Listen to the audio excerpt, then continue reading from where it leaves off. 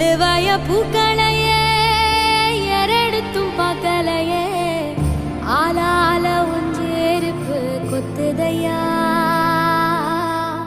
அச்சருந்த ராட்டினம் போல சுத்துதையா